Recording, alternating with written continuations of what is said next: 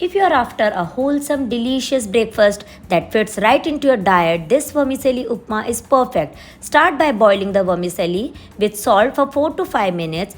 Drain and set aside. In a hot kadhai, add oil followed by rai, jeera until they splutter. Next, add green chilies, curry leaves, onions and crushed garlic with a pinch of salt and sauté until fragrant.